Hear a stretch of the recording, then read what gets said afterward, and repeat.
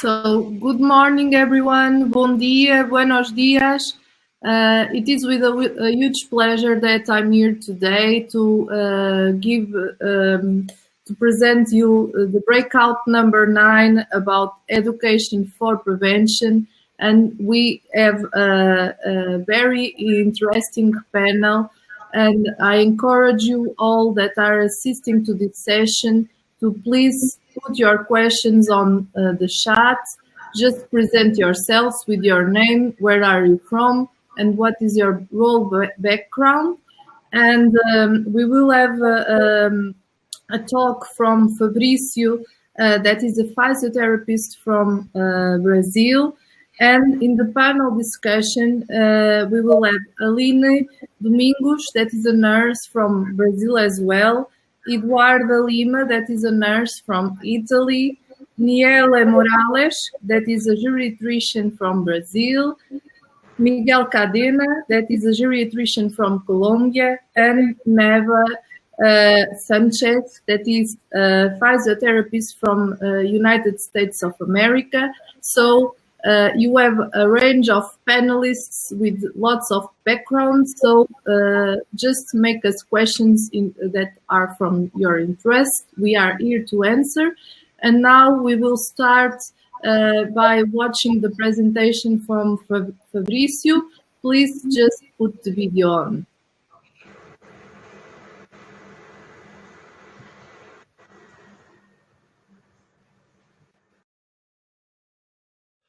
Bom dia, pessoal. É um prazer estar aqui com vocês. Meu nome é Fabrício Amalferrarese, eu sou doutor em Ciência da Atividade Física e do Esporte pela Universidade Pública de Navarra, no norte da Espanha. Trabalho há 14 anos aqui no Hospital Central de Navarra e eu vou comentar, minha apresentação é principalmente focada à educação para a prevenção. As diapositivas estão em espanhol e eu vou falar em português com os meus erros de português devido aos 14 anos que eu estou morando aqui, mas enfim, não tenho nenhum conflito de interesse, não tem nenhuma farmacêutica que me paga, não tem, tudo que eu vou falar é baseado em ciência, em evidência, e o título da apresentação é Programa de Exercício Físico Multicomponente como ferramenta terapêutica para a prevenção da fragilidade e caídas. Certo? Eu deixo aqui meu contato, caso alguém queira entrar em contato e tiver alguma dúvida, eu posso ajudar em alguma coisa. Vamos lá. Tanto na Espanha como a nível mundial está passando a mesma coisa.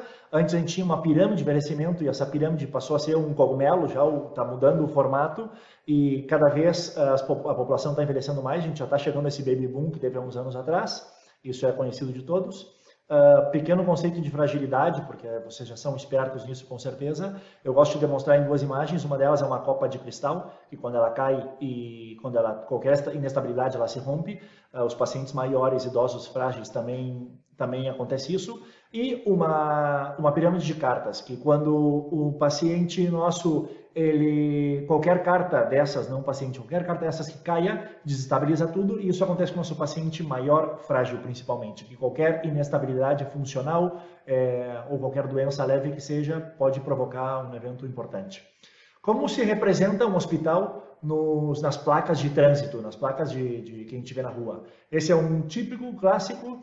Esse é bastante comum, na Espanha que mais se utiliza, esse também. A cama num hospital, óbvio que ela é necessária, mas não deveria ser representado assim. Acho que se faz muito uso da cama.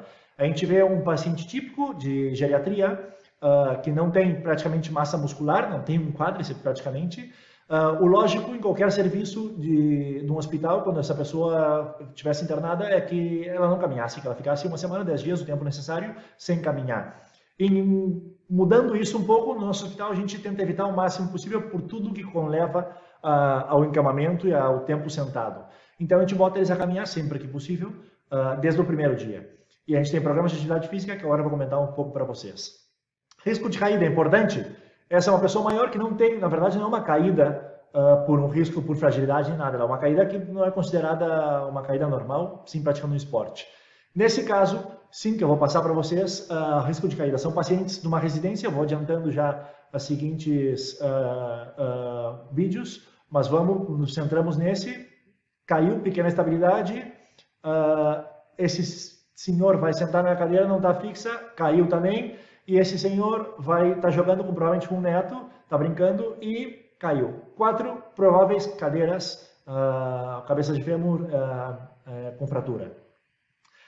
A Cochrane publicou faz muito pouco tempo uma revisão sistemática sobre atividade física e caídas e diz que o 23% dos exercícios em gerais prevêem caída. Se separa por grupos, por diferentes grupos, vamos ver que os exercícios de equilíbrio e funcionais vão ter uma diminuição da caída de cerca de 24%. E se colocamos já exercícios multicomponentes, normalmente, que vão falar sobre equilíbrio, vão falar sobre treinamento de força e treinamentos funcionais, vão diminuir cerca de 28% o risco de caídas. Outro estudo que foi publicado recentemente, 2016 não tão recentemente, fala sobre 2 protocolos diferentes de atividade física sobre o risco de caída em pessoas idosas. A principal conclusão do estudo é que nas pessoas idosas, o treinamento multicomponente é o treinamento que maior benefícios vai ter para evitar as caídas, eventos adversos e diferentes tipos de problemas. A cascada da dependência, publicada em 2014, ela vem na cabeça da cascada da dependência, que é o problema da hospitalização, do tempo de encamamento, vem a diminuição da força e da capacidade aeróbica e capacidade funcional, e uma das muitas pilares, vamos dizer assim, são as caídas. Muito importante que por distintos motivos vai aumentar o número de caídas com o encamamento. Então a gente tem que evitar isso de qualquer maneira. Um estudo que eu coloco para vocês, 3 perfis diferentes de pacientes que vão perder massa muscular. Isso é perda de massa muscular por dia de encamamento. 24 horas de encamamento. Os jovens vão perder menos massa muscular que os de mediana idade, que vão perder muito menos massa muscular que os de maior idade. Vão perder cerca de 130 gramas por dia de massa muscular depois do encamamento. Muito importante evitá-lo, principalmente nas pessoas idosas. A fragilidade a gente já sabe bem o que é, malnutrição, sarcopenia, diminuição de gasto energético, diminuição do metabolismo basal, inatividade física, que é onde a gente vai principalmente atuar nessa apresentação. Solução, prescrever exercício físico. Benefícios. Primeiro estudo publicado. Doutora Fiatoroni publica um estudo com idosos de 80 anos de idade que treinam 3 dias por semana, 3 séries de 8 repetições de extensão de joelho. A máquina que todo mundo tem na sala de musculação, extensão de joelho, 3 séries por dia, de 8 repetições, 3 dias por semana, durante 8 semanas. Melhora 174% a força de todos os pacientes, são 10 pacientes, e melhora o volume muscular do quádriceps. Os principais resultados são, num teste de caminhar em tandem, calcanhar na frente da ponta do pé e caminhando assim em tandem, melhoram o tempo em 6 metros em 48%, 2 dos 10 podem abandonar o bastão, o apoio, e 1/3, 3 dos 10 pacientes são capazes de se levantar e antes não eram capazes de levantar de uma cadeira. Esse é o principal resultado, baixo o meu ponto de vista, porque eles são capazes de levantar e antes não eram por força, ganharam em força, o 174% esse que a gente viu, que a gente comentou, mas isso vai ter uma repercussão para evitar caídas. 10 minutos por dia, 3 dias por semana. O nosso perfil de pacientes mudou. O professor Leocádio Rodrigues Manhas, no ano 2001, há 20 anos atrás, ele já nos comentava que antes o paciente do século passado tinha uma única doença, que não tinha deterioro funcional e não tinha consequências funcionais. O paciente moderno, ele tem comorbidades diferentes, doenças crônicas, e que se solapam uma com a outra, que vai ter um impacto negativo na capacidade funcional e vão ter consequências negativas enquanto a função. Deveremos cambiar a forma de pensar.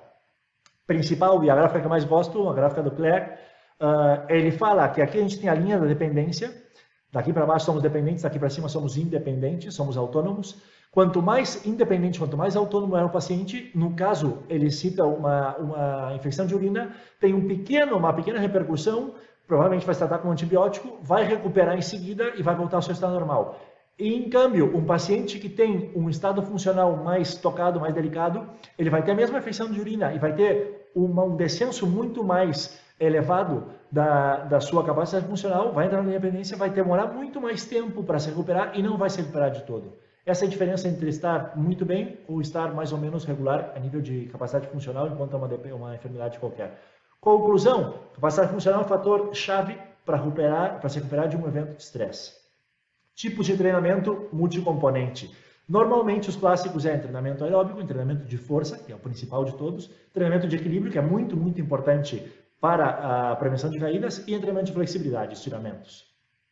Nós publicamos, há uns anos atrás, um estudo com nonagenários em uma residência aqui em Pamplona, e as caídas do grupo que treinava atividade física em treinamento multicomponente com ênfase em equilíbrio e em força, o grupo de intervenção melhorava, diminuía totalmente o risco de caídas, em câmbio o grupo controle continuava tendo risco de caídas e continuavam caindo da mesma maneira as pessoas. Eu vou comentar um pouco vários trabalhos que a gente publicou enquanto a um estudo que recentemente a gente fez aqui no hospital em Pamplona, Hospital Central em Navarra. Eu vou botar 2 vídeos enquanto eu cito para vocês. São pacientes hospitalizados, que a gente tem uma média de 6 dias de hospitalização. Esses pacientes em geriatria, eles vão estar durante 4 dias fazendo treinamento físico, sentar e levantar numa cadeira, eles vão estar fazendo prensa de pernas, leg press, vão estar fazendo extensão de rodilha e peitoral, de extensão de joelho e peitoral. 3 máquinas, treinamento de equilíbrio e levantar e sentar numa cadeira. São os principais exercícios. Que benefício a gente consegue com isso durante o ingresso em 4 dias? Esse é o protocolo, está publicado, caso alguém queira ver no BMC Geriatrics. E a principal publicação do estudo é no JAMA Internal Medicine. Câmbios no Bartel. O Bartel do grupo controle, o grupo que não treinava, se mantém, o grupo intervenção melhora de maneira significativa. Câmbios da CPPB a gente vai ver em um outro estudo, mas a gente conseguia melhorar em 4 dias o Bartel comparado prévio com o final dos 4 dias. SPPB, principal prova funcional para fazer com pacientes de geriatria. Vocês podem ver que o grupo controle, uns quantos pioram, uns quantos melhoram, mais ou menos 1/3 em cada grupo e 1/3 não melhora. Grupo intervenção, 4 dias de treinamento, 85% dos pacientes melhoram a capacidade funcional e muito poucos se mantêm ou pioram. Hand grip, pressão manual, grupo controle se mantém, grupo intervenção, a grande maioria melhora. Outro estudo relativo ao mesmo trabalho, outro artigo relativo ao mesmo trabalho, a gente separou velocidade da caminhada dos pacientes, tanto a normal como as duais. A gente separou em pacientes robustos, pré-frágeis, frágeis e com discapacidade.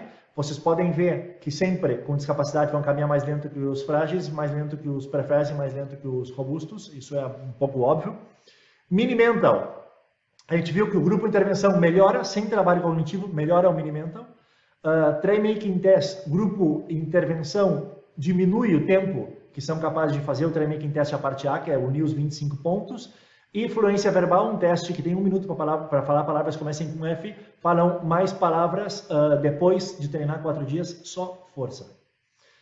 Pico de potência em máquina de prensa de perna, em leg press. Grupo controle se mantém, não tem diferenças significativas em nenhuma das potências, a 30, 45, 60, 75 e 1% e 1 RM. Importante melhorar a potência em prensa de pernas, porque isso o que significa que em todas as cargas passadas, os pacientes são capazes de aumentar a velocidade com que movem, com que desplaçam diferentes cargas. Isso é muito importante para prevenir caídas. Aqui a gente tem uma velhinha, uma idosa treinando. Um estudo clássico também do Israel em 92.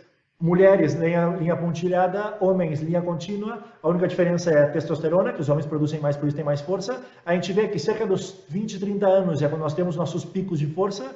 Cerca de 50 anos começamos a ter uma meseta, uma diminuição grande. E entre 70 e 80 anos a gente vai ter um descenso grande já de força, diminuição de força, aumento de risco de caídas. Se nós conseguirmos melhorar esse 20, 30% que a gente consegue melhorar de força nesses pacientes, que a gente viu em outros estudos, a gente vai voltar a ter a força de 20, 30 anos antes. Não estamos voltando a ter 20, 30 anos menos, mas estamos conseguindo ter a força de pessoas de 20, 30 anos menos. Isso é muito importante.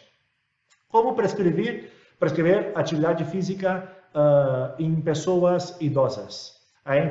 Nós lançamos um projeto há 4 anos atrás, um projeto europeu chamado BBFry, e eu vou comentar agora para vocês alguns resultados desse projeto.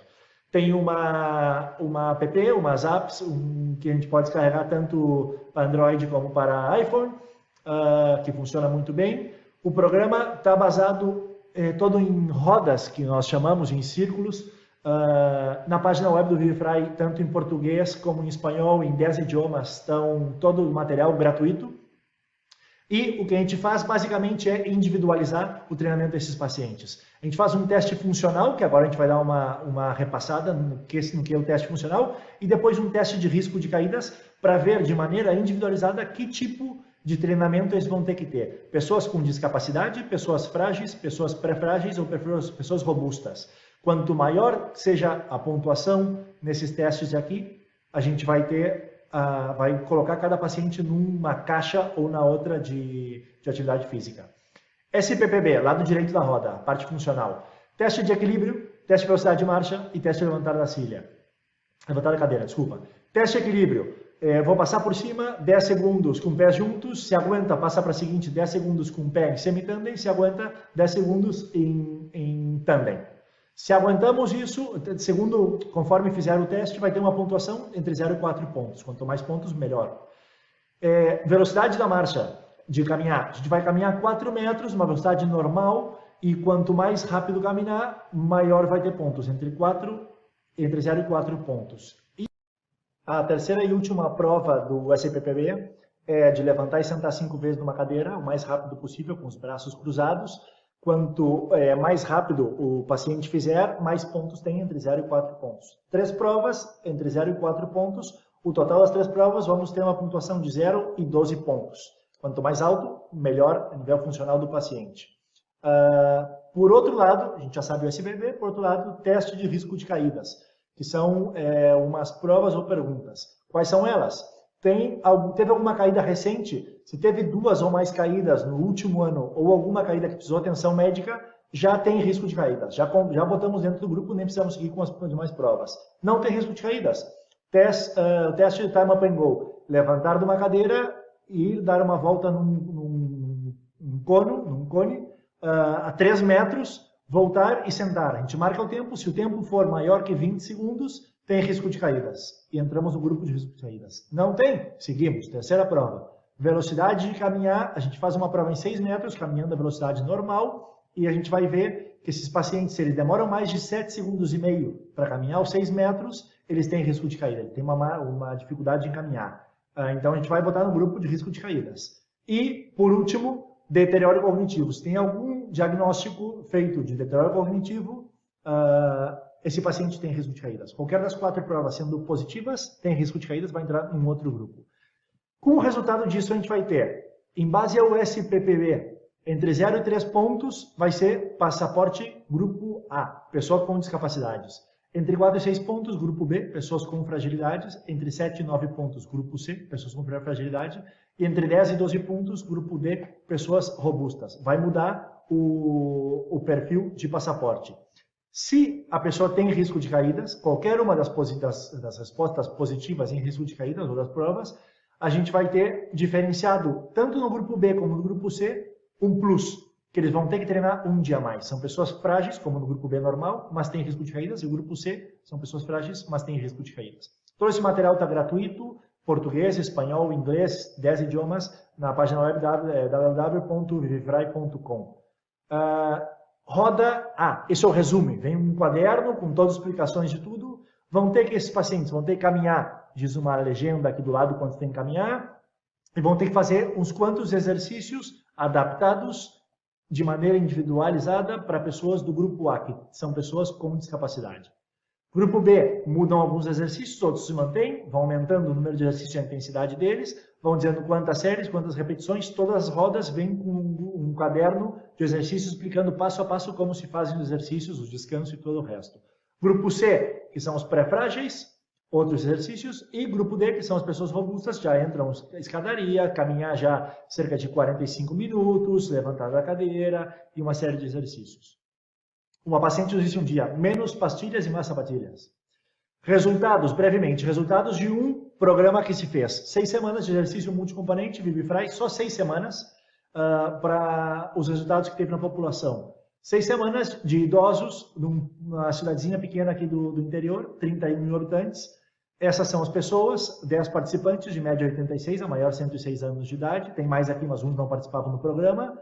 Resultados: dos 10, 9 melhoraram, mínimo 1, aqui teve uma que melhorou 2 pontos, mínimo passaram de ser de um grupo A a B, esses todos do B ao C, esses do C ao D, e uma paciente melhorou. Tanto essa que piorou como essa que melhorou, eu acredito, pela minha experiência, que ou aqui ela estava num ponto que não era o normal dela, porque não pode ser que em 6 semanas melhore tanto. Então ela devia estar com alguma doença, que devia estar em algum período mais baixo, e esse é a mesma coisa, aqui devia estar, no início devia estar bem, e no pós devia estar um pouco pior. O normal é melhorar capacidade funcional. Ganharam seu diploma no final e tiveram um benefício de programa, prevenção de caídas e benefício funcional com tudo isso. Espero que tenha servido de algo. A principal motivação de tudo isso é que os pacientes que treinem exercício multicomponente vão melhorar, e qualquer pessoa que tenha uma mínima formação, pode ser enfermeira, pode ser médico, pode ser fisioterapeuta, licenciado em ciência biológica do deporte, qualquer pessoa, cuidador familiar, que tenha uma formação básica, que leia o material do Vivify e saiba o básico, vai poder participar. Existem outros tantos programas, o Vivify é um deles. Um abraço e boa sorte a todos.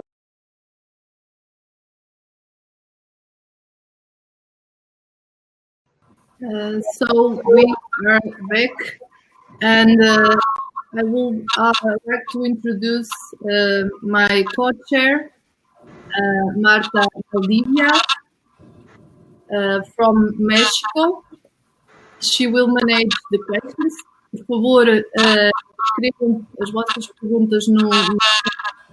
Eu peço desculpa, estou a ouvir um eco.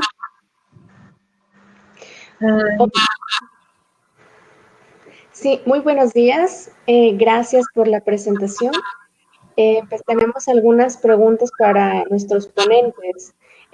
Para Fabricio, que acaba de darnos la sesión, quisiera saber los ponentes, bueno, ¿qué programas tenemos o existen actualmente que puedan ayudar a educar a los fisioterapeutas sobre los programas de fragilidad? Creo que mencionaste en tu presentación. Y si pudieras hablarnos, ¿cuál es la perspectiva de esta formación a futuro de estos profesionales? Hola, gracias por la pregunta. Vamos a ver, programas hay muchos. Yo creo que cada país, casi todos los países, sobre todo en Europa, que empezó antes con todo este tema, tienen programas propios. Quizás el más conocido a nivel mundial, que tiene un gran prestigio y está demostrada su eficacia en Reino Unido, en Nueva Zelanda, en Estados Unidos, en Canadá sobre todo, es el programa Otago. Es un programa que está muy bien diseñado, son 24 tipos de ejercicios. El pequeño problema es que hay un coste en la formación para poder aplicarlo, pero es un programa que está muy bien hecho. Aparte de eso, hay muchos programas locales y, como he comentado en la charla, nosotros hace unos años, a través de un proyecto europeo, sacamos el programa Vivify, que está en casi todos los idiomas, está en 10 idiomas, los más hablados, y es gratis. Lo bueno que tiene es que la formación es mínima. Esta misma semana hemos sacado unos vídeos en castellano con abuelos en directo haciendo los ejercicios, sesiones de 30 a 40 minutos de grupo A, grupo B, grupo C, grupo D. La intención es que la gente aprenda a hacer el test de Vivify, que cuenta con SPPB y otros test de riesgo de caídas, y poder aplicar al mayor número de gente posible. No necesita material, cualquiera puede hacer en su casa. Esa es un poco la idea. Excelente. Muy bien. Bueno, por ejemplo, de nuestros otros ponentes tenemos, en el caso de Aline Domingos, si pudieras decirnos cuál es la perspectiva que tenemos para la formación de enfermeras en América del Sur. Sobre todo porque, como comentaba Fabricio, bueno, este es un trabajo que es de diferentes enfoques, todos necesitamos los involucrados con el adulto mayor. ¿Qué nos podrías comentar?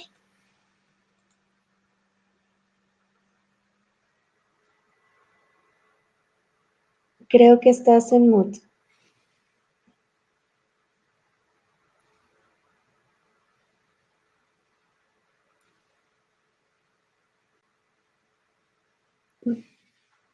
Continuas em mute, Aline. Por favor, enviem-nos questões. Eu estou a ver que temos pessoas online. Estejam à vontade para nos colocar questões a estes diferentes participantes. Por favor, Aline, tenta agora.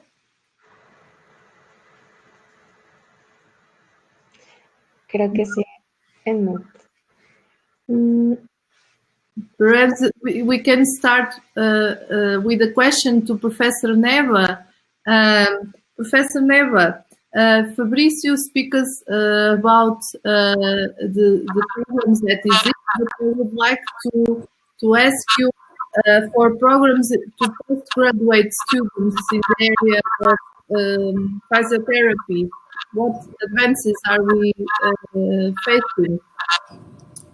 Bueno, tradicionalmente los programas de educación de terapia física están más enfocados en un modelo de cuidado médico en donde los pacientes entren en el sistema con un problema o condición de salud, por ejemplo, una fractura, fragilidad. Hay mucho menos atención ahora a otro modelo que es de salud de la población, enfocado en prevención y promoción de la salud y el bienestar a lo largo de la vida. Pero en los últimos 3 a 5 años, la atención ha ido creciendo en el rol de la terapia física en el modelo de salud popular. Por ejemplo, hay más énfasis en la prevención de la osteoporosis y otros problemas a lo largo de la vida, exámenes por la detección de los riesgos por las caídas y fragilidad en personas mayores y también el desarrollo de recomendaciones para el manejo de osteoporosis, caídas y fracturas de fémur. El APTA ha proveído y sigo proporcionando mucho apoyo en esa iniciativa que ayuda mucho. Otro cambio importante es el uso de la estructura del sistema de movimiento humano y la importancia de optimizar el movimiento para habilitar a las personas mayores a participar en comportamiento saludable, como programas de ejercicios y actividades sociales. Usando esta estructura de terapia muy importante, enfatizando la importancia en la prevención de osteoporosis, osteopenia, fracturas y caídas y otra cosa. También los estudiantes están participando más en actividades comunitarias que incluyen exámenes por los riesgos de caídas, fragilidad e inmovilidad, es parte del entrenamiento. Y también están participando en proyectos que ayudan a disminuir barreras sociales que limitan el comportamiento y actividades saludables. Que es muy importante los cambios en educación ahora para ayudar a el énfasis a prevención.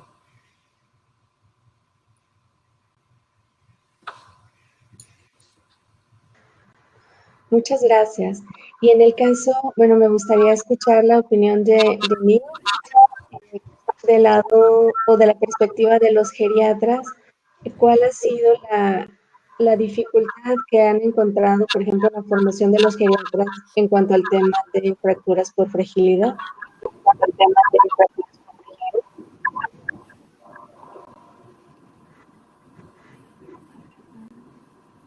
¿Pueden me oír?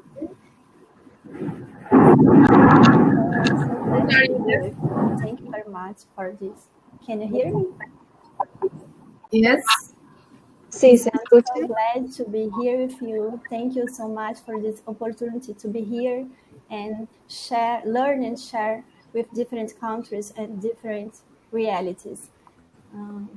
Eu trabalho na Universidade do Estado do Pará com alunos do curso de medicina e tenho um núcleo de atenção ao idoso, que é um serviço ambulatorial interdisciplinar, que tem alunos de diversas áreas da saúde. E atuo num serviço de referência aqui no Pará, na região norte do Brasil, que é o Grupo Cíntia Charoni, coordenando a equipe de geriatria e gerontologia e também o núcleo de ensino e pesquisa. Então, acabo atuando na educação em saúde com profissionais para capacitação e alunos e também para pacientes e cuidadores. Uma das grandes dificuldades que a gente tem é a capacitação adequada da equipe, primeiramente.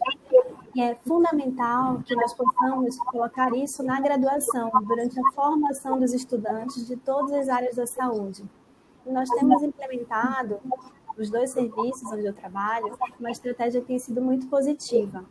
Então, num primeiro momento, é realizado, se discute aquele assunto com tudo que é baseado em evidência e trazendo casos clínicos, casos reais, para que os alunos e os profissionais possam identificar os problemas e propor soluções.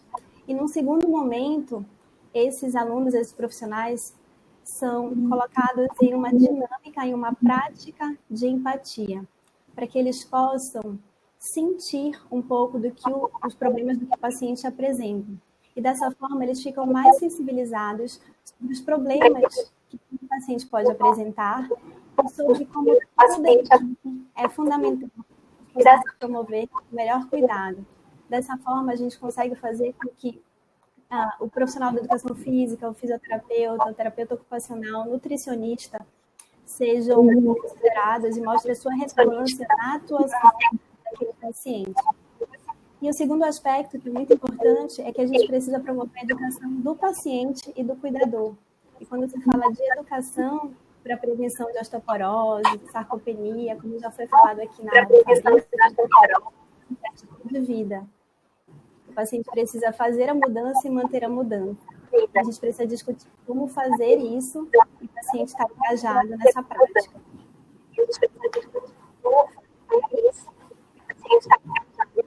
Muchas gracias, Leo. Tenemos una pregunta para el doctor Fabricio. Primero que nada, bueno, agradece la explicación de la presentación. Nos pregunta Janet Silva. Ella le gustaría saber si hay alguna peculiaridad en los adultos mayores o ancianos.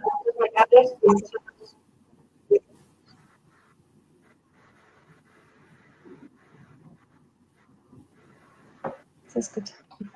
Está en...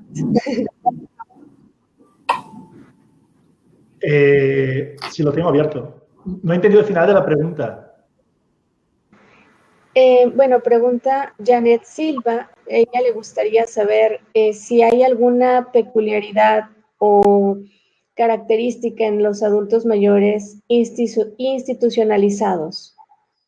No, en un principio no. El paciente geriatra tiene las características que tiene, geriátrico, perdón, tiene las características que tiene.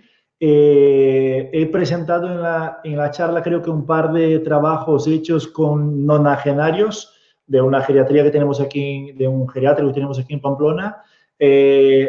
Lo único que nosotros, desde nuestra experiencia, tenemos dificultad es con gente que tiene demencias avanzadas ya, o un deterioro cognitivo muy avanzado, una demencia avanzada, porque no son capaces de entender la información que le damos. Si tú le pides a un paciente que se levante de una silla y no es capaz de levantarse de la silla, pues hay un problema. No es que no se pueda hacer, probablemente Neva tenga más experiencia que yo en eso. Es un perfil de pacientes distinto y hay que tratarlos de otra manera. Y sí que se puede tratar. Hay mucha gente que se dedica a ello.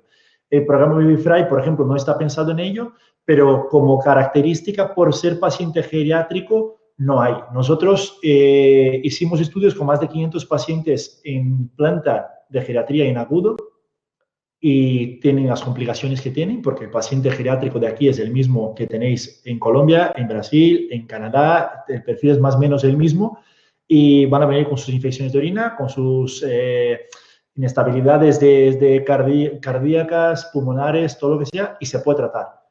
Es muy complicado tener un perfil de paciente en que no se pueda tratar y que no pueda hacer actividad física. Gracias, Fabrício. Por favor,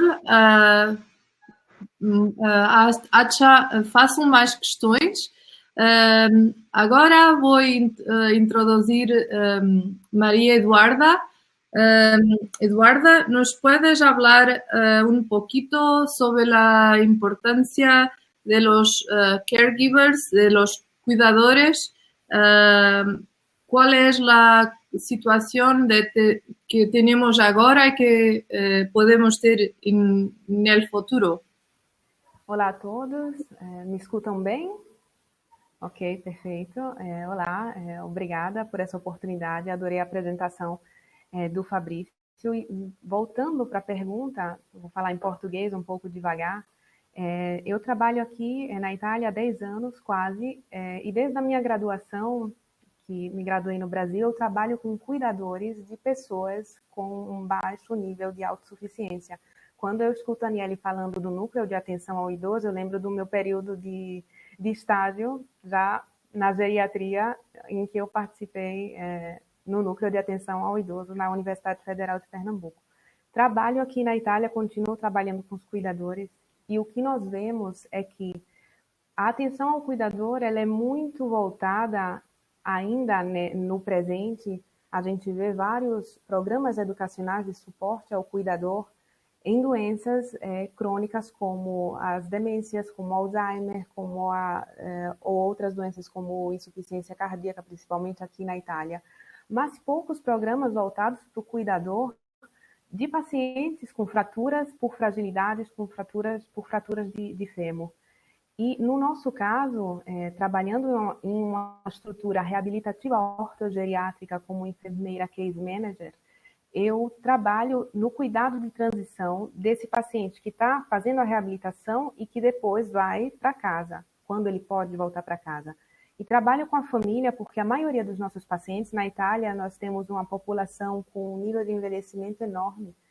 Realmente, 90 anos, as pessoas chegam aqui como se fosse nada. A gente não está acostumado, pelo menos no Brasil, ainda a ver essa taxa, né, de envelhecimento grande.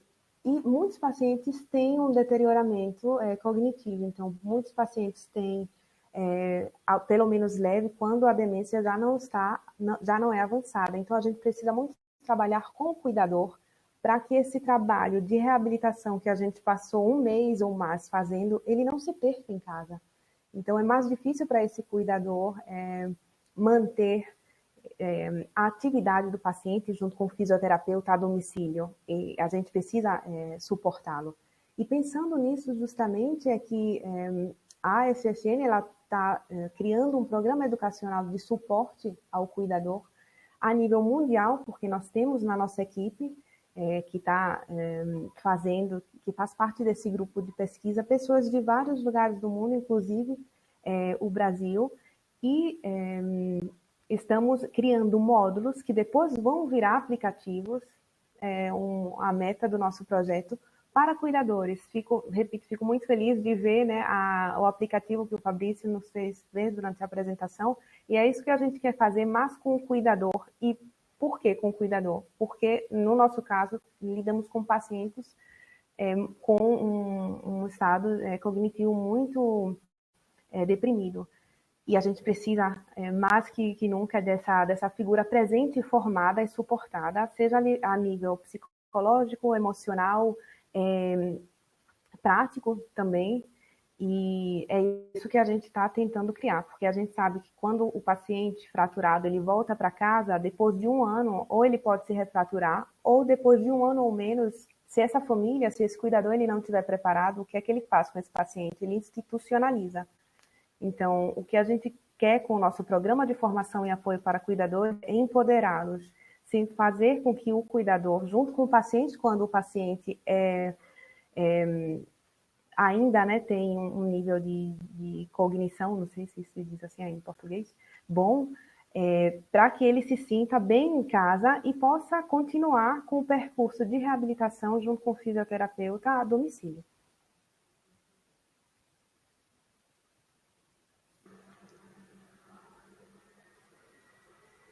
Obrigado, Eduarda. Não sei se a Aline já consegue falar. Aline, podes tentar agora falar-nos um bocadinho qual é que são as perspectivas para a educação dos enfermeiros na América do Sul, o que é que nós já sabemos das outras regiões mundiais?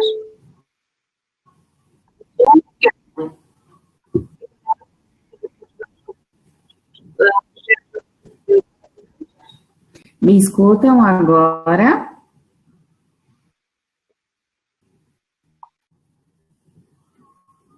Conseguem me escutar? Ai, que bom, desculpem. De repente, aqui em São Paulo, começou a chover bastante, ficou instável. Então, obrigada a todos vocês, Fabrício, pela sua contribuição maravilhosa.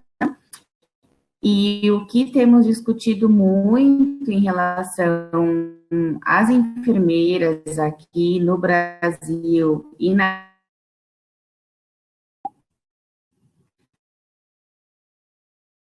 é que ainda tem uma serviços públicos e privados, pelo que eu conversar esses dias, na Colômbia é a mesma questão, e a conta Barra Eduardo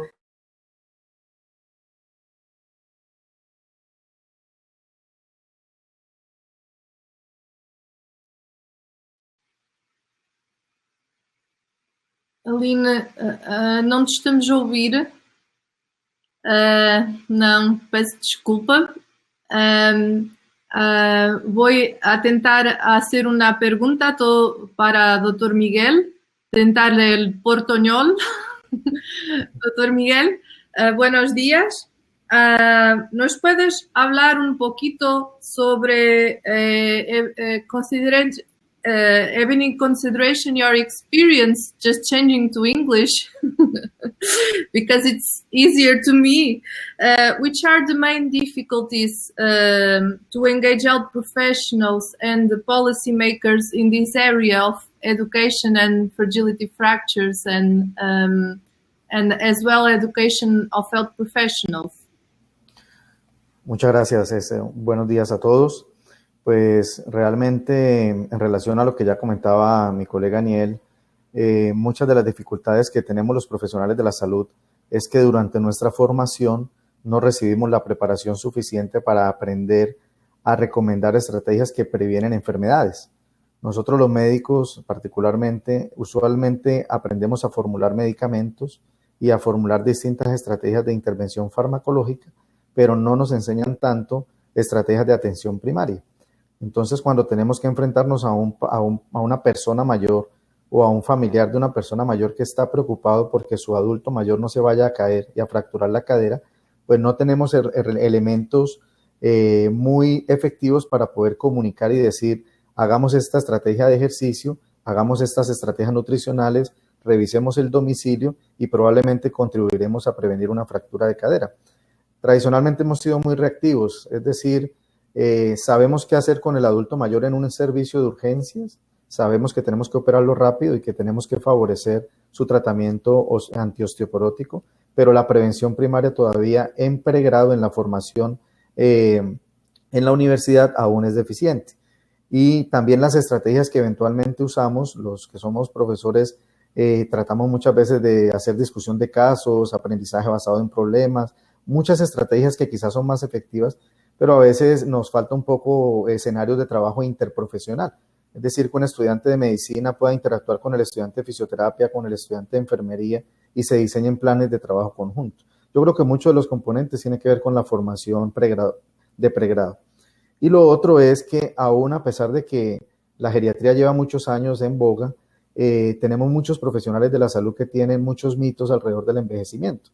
Entonces piensan que el adulto mayor es normal que se caiga, y cuando les consultan o les dicen en una consulta externa que se está cayendo la persona, pues no hacen como una estrategia de intervención o por lo menos una valoración funcional. Entonces yo creo que con esas dos cosas podríamos ganar un poco de terreno pensando en los siguientes años. Y ya la parte final de tu pregunta, pues los políticos. Yo creo que el primer escenario para los políticos es que como profesionales de la salud tengamos registros y seamos disciplinados en las notificaciones a las entidades de salud. Es decir, aún carecemos de registros nacionales de fractura de cadera, por ejemplo, en muchos países. Acá en Latinoamérica, pues conozco de las iniciativas en México, sé que hay un registro nacional de fracturas de cadera en España. Y a los políticos, cuando tú no le hablas en costos, en términos de cuánto representa de manera directa o indirecta estas patologías, pues no se van a preocupar o van a ponderar la osteoporosis y las fracturas como una problemática de salud pública. Y también yo creo que dinamizar un poco lo que la OMS ha hecho sobre las ciudades amigables en las personas mayores, ¿no? Que yo creo que también tiene una serie de elementos que le pueden dar a las personas que gestionan la salud pública para poder fortalecer y ayudarnos a prevenir las caídas y fracturas en las personas mayores, ¿no? Muchas gracias.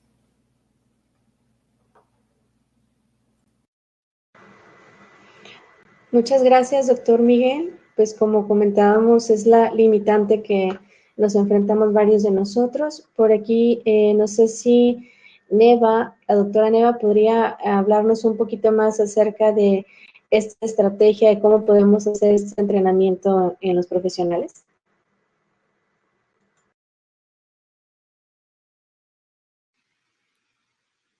You are mute. Bueno, gracias. Muy importante a mí que es la cantidad de los programas postprofesionales están creciendo de muchas áreas de especialidad, como las residencias geriátricas son muy importantes en el entrenamiento de practicantes para aumentar la competencia en el manejo del problema a todos los niveles de rehabilitación y prevención. Algunas instituciones también están desarrollando programas de doble título en terapia física y el salud de la población, que también es muy importante en ese trabajo. Y hay muchas instituciones también que tienen programas de doctores en filosofía que están entrenando investigadores a examinar problemas epidemiológicos, en particular relacionados con factores sociales, también para desarrollar y examinar intervenciones a todos los niveles de movilización temprana hasta la prevención. Estas estrategias pueden ayudar a crecer la capacidad en las profesiones de rehabilitación y otras también para ayudar a las personas individualmente y poblaciones a minorar los riesgos de caídas y fracturas. Es muy importante. Hay mucho ímpetu en este tipo de entrenamiento en los Estados Unidos y las profesiones de rehabilitación deben seguir dando apoyo en estas iniciativas para ayudar a ese problema.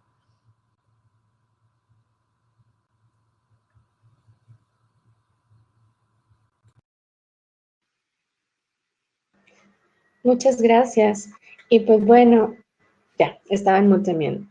Bueno, muchísimas gracias. Quisiéramos regresar con Aline, para que nos pueda comentar. Hemos tenido ahí unas dificultades de sonido, pero nos interesa mucho escucharte, Aline.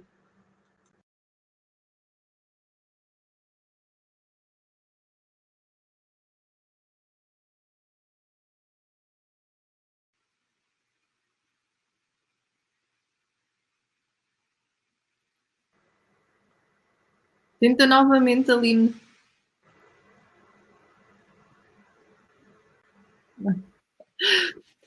Estamos a ver um dos problemas que todos nós enfrentamos com este novo modelo de videoconferência, não é? Esperamos ter a oportunidade de nos vermos todos pessoalmente e de responder à pergunta que eu fiz à Alina.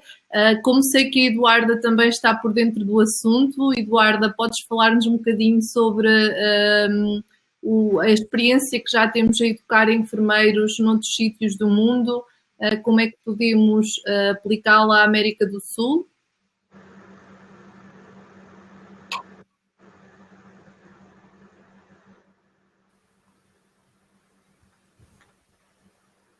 Não te escuto. Tudo bem? Agora me escuta? Ok, perfeito. Justamente é um dos problemas, né, da tecnologia acontece. O que a Aline ia falar, porque falou em nome de um grupo, porque nós fazemos parte de um grupo, seja eu, seja a Andrea e sejam outros profissionais ao redor do mundo, através da FFN, fazendo parte de uma organização dentro da FFN chamada Education Committee. Nós ficamos muito preocupados com a formação dos nossos profissionais, de todos os tipos de profissionais que lidam com a ortogeriatria, com o paciente, né, frágil. E falando especificamente na formação dos enfermeiros, nós temos um projeto muito interessante que gostaríamos muito de aplicar no Brasil para quem fosse interessado, no Brasil, mas também em outras regiões, tá, da América Latina. A gente está começando aos poucos, que seria o projeto que se chama Fragility Fracture Nursing.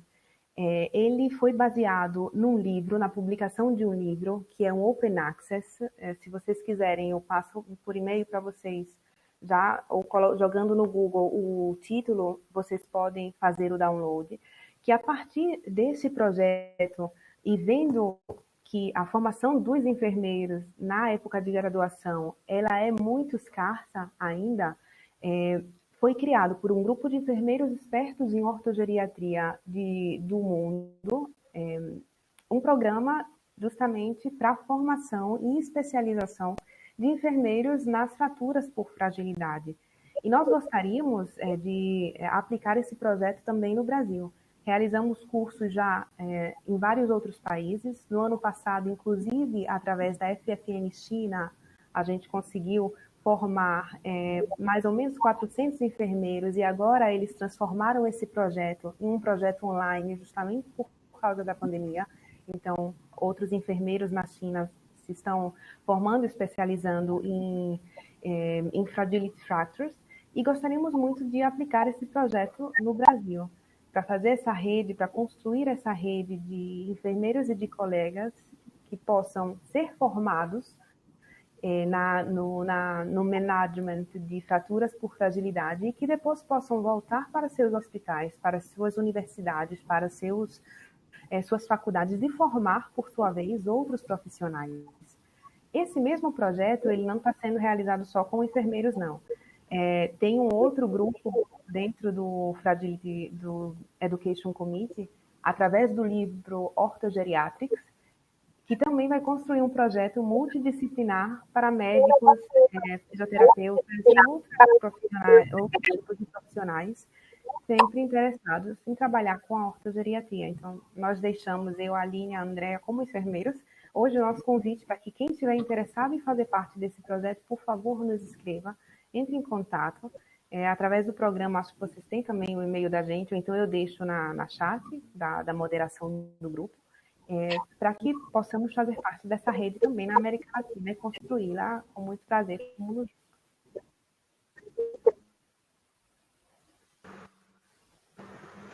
Muy bien. Tenemos una pregunta que nuestros panelistas, que no queremos quedarnos. Vocês me escutam agora?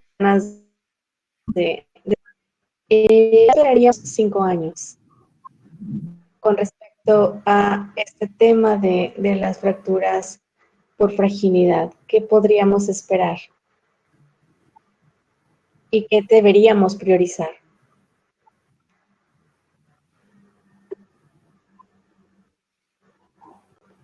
Si podríamos empezar con Ali.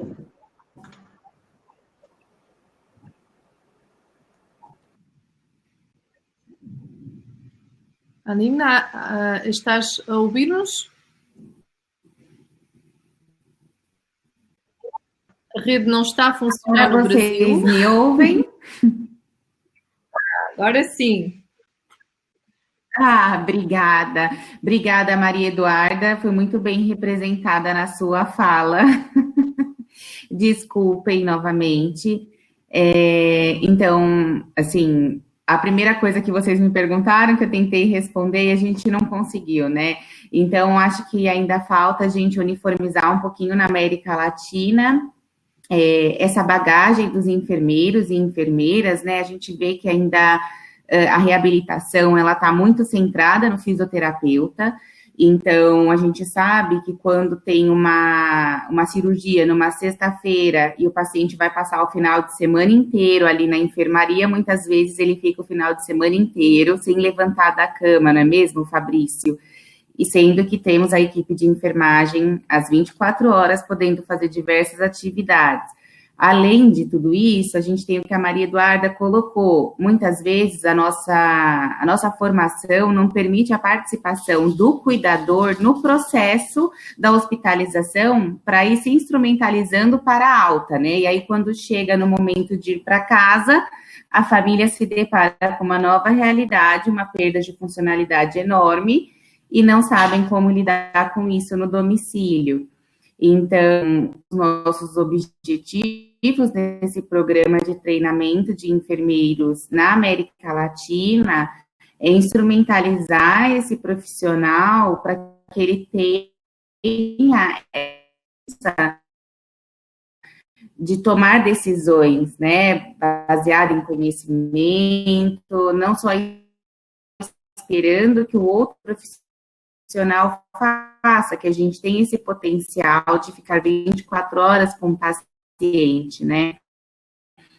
Então, nos próximos 5 anos, pelo que a Marta colocou, que a gente espera que vamos ter muito mais ainda fraturidade, a nossa população está envelhecendo. Na América Latina, a gente tem toda uma questão social importante de que não fazemos a prevenção, né? Prevenção secundária também, a gente não consegue fazer muito bem, a gente não consegue ainda operar nas 48 horas ideais esses pacientes, o que vai piorando aí a perspectiva de reabilitação. Então, anos, eu acho que para a gente na América Latina é essencial o investimento pesado nessa área de treinamento de profissionais, de ação mesmo, de que principalmente o que o Dr. Miguel colocou, né? Muitos profissionais de que tem muito mais o que fazer, tem muito o que fazer para o impacto de saúde.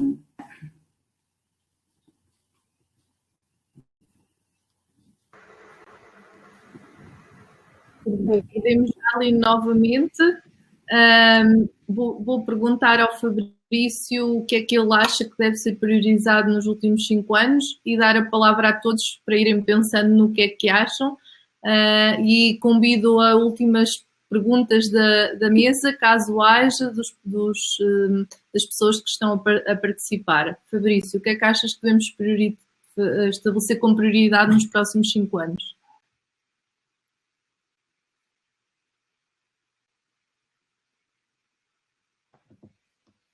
Ahora, sí, en los próximos 5 años. Antes de contestar la pregunta, quería hacer un comentario filosófico.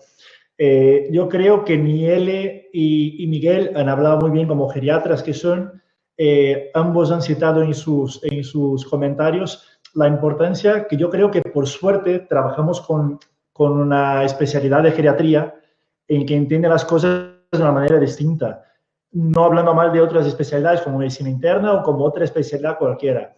Se ve que nuestro foco es el paciente y nos da igual que el fisioterapeuta, la enfermera, el enfermero, el auxiliar, el que sea, tiene que hacer lo principal por el paciente.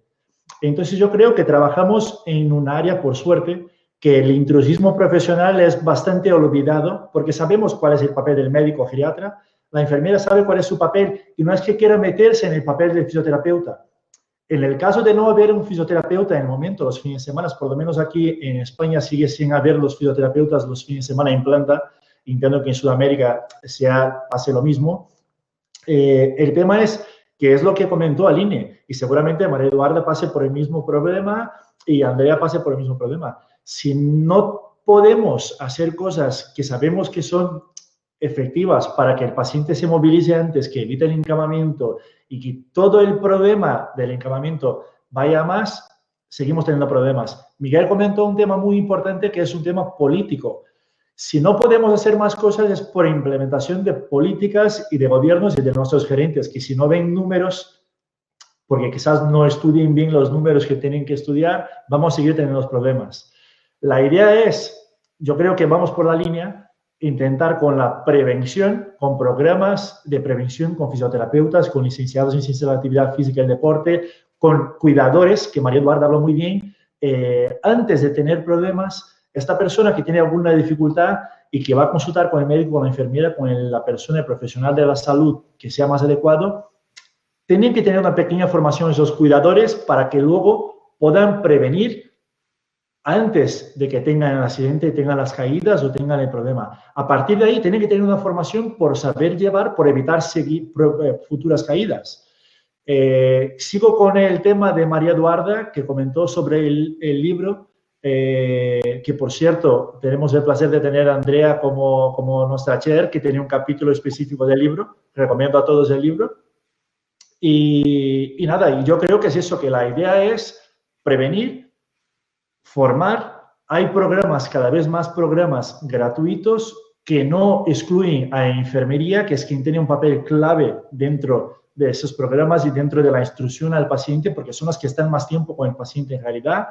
Entendemos que el médico dentro de su horario de consulta quizás no tenga el hueco necesario para estar explicando un programa de actividad física, siempre viene bien que sepan y si pueden hacerlo, perfecto, pero enfermeras pueden echar un cable, pueden hacer mucho por eso, cuidadores, auxiliares, a todo el que quiera tener el foco en el paciente. Muito obrigado, Fabrício. We are running out of time, so I would like to thank you all for being present in this session, the panelists and the audience, and we'll pass the words to Marta just to finalize in 2 or 3 seconds. Perfecto. Pues muchas gracias a todos por su participación. Cerrando con esto, como comentaba Fabrício, es muy importante nuestro trabajo multidisciplinario en pro y el bienestar del paciente. Entonces, ojalá cada vez podamos intervenir más en programas de prevención primaria, como comentaba el doctor Miguel, y esperemos que haya sido de su agrado este panel de discusión para la audiencia. Los invitamos a que sigan en las siguientes sesiones y ojalá tengamos más encuentros como este que enriquecen mucho el poder tener todas las perspectivas de diferentes lugares. Muchas gracias.